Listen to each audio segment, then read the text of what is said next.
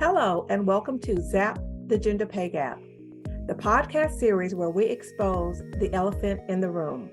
The elephant's name, the gender pay gap. I am coming to you from Memphis, Tennessee, located on the banks of the mighty Mississippi River. Nestled in the southwest corner of the state, Memphis is home to the blues, barbecue, and so much more. I am your host, Gwendolyn Tucker. Thank you so very much for joining me for this episode of The Gender Pay Gap. I am your host, Gwendolyn Tucker. May is International Victorious Women Month, and we will continue that conversation today.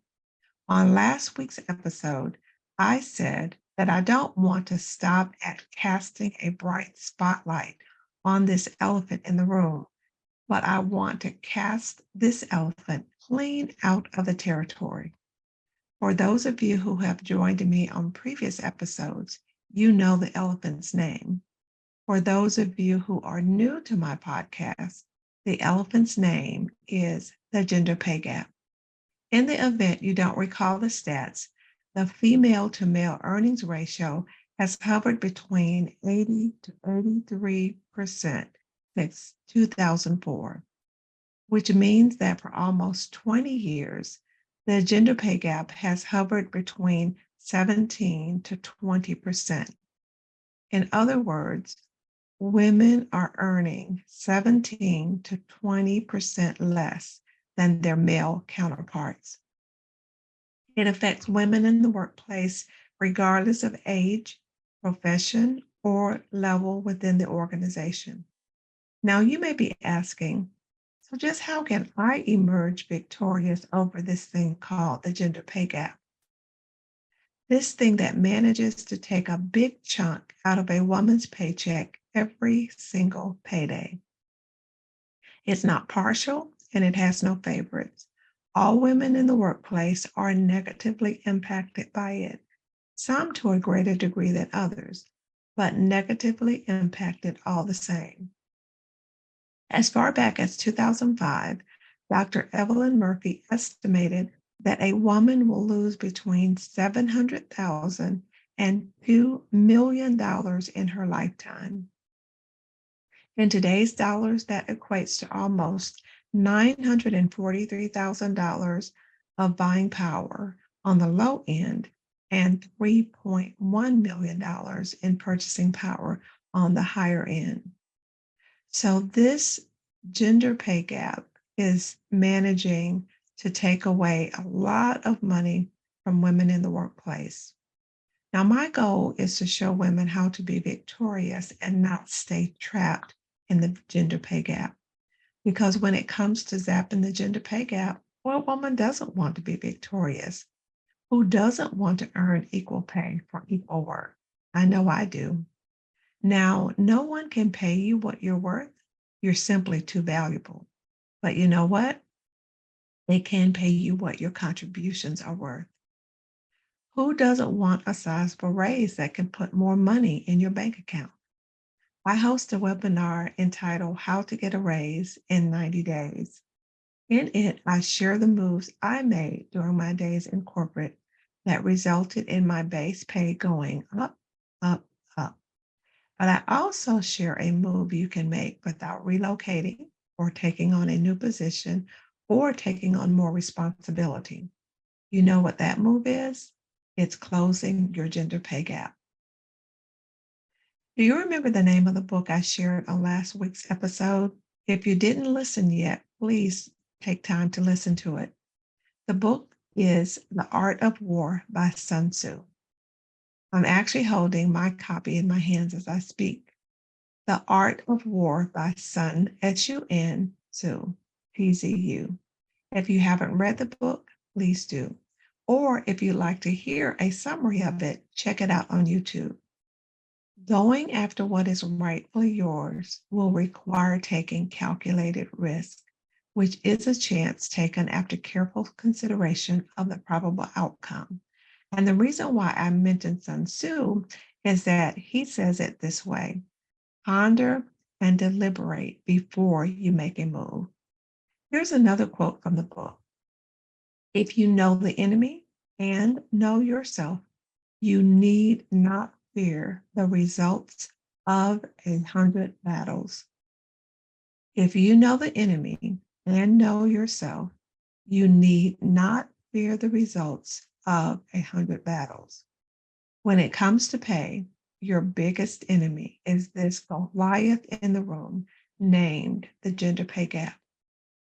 Now, you may be asking, so just how can I emerge victorious over this thing called the gender pay gap? I'm so very glad you asked. I did an 8-year stint as a career transition coach and was certified by the leading firm in the industry. My job was to coach dislocated workers on how to land their next best position. I literally worked with thousands of people over that 8-year period who often through no fault of their own was faced with a dilemma. They needed assistance finding their next job. I helped them create a career vision, write their resume, market themselves, prepare for interviews, and negotiate salary. For some, it was tempting to accept the first job offer and salary because some of my clients were in dire straits and were very desperate. But that does not describe you. If you are a woman in the workplace, you have a job. There's just a probability you're being underpaid compared to your male counterparts. I would venture to say a high probability that you're being underpaid.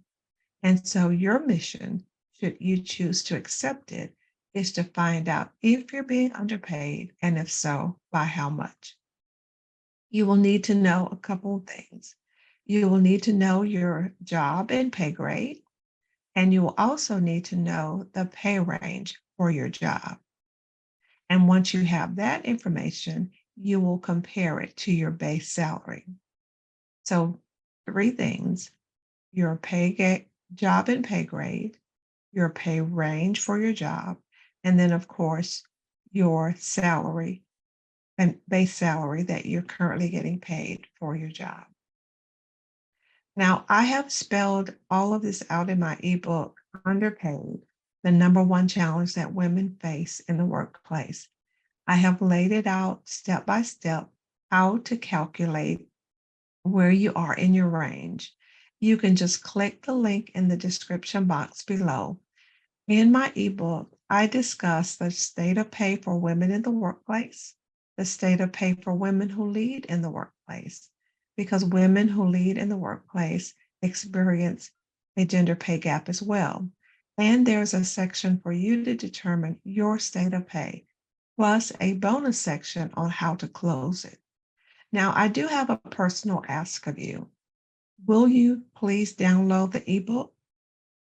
And if not for you, will you share it with a woman you care about who may be trapped in the gender pay gap? Because the first step in closing your gender pay gap is determining if you have one, and if so, how much it is. And the results of step 1 will help you determine your next step in closing your gender pay gap. Bottom line, I do not want you to be uninformed about the gender pay gap, nor do I want you to be uninformed about how to get out. I do hope you will join me next time as I disclose the next step you can take to emerge victorious over this elephant named the gender pay gap. Since you work so hard for your money, you might as well take home all of it. Thank you so very much for listening to today's episode. I look forward to seeing you next Wednesday at noon Central Standard Time for the next episode of Zap, the Gender Pay Gap. Until next time, be well. Thank you for joining me for this episode of Zap, the Gender Pay Gap. Please rate, review, and subscribe to or follow me wherever you get your favorite podcast. I am your host, Gwendolyn Tucker. Thanks so much for listening. See you next time.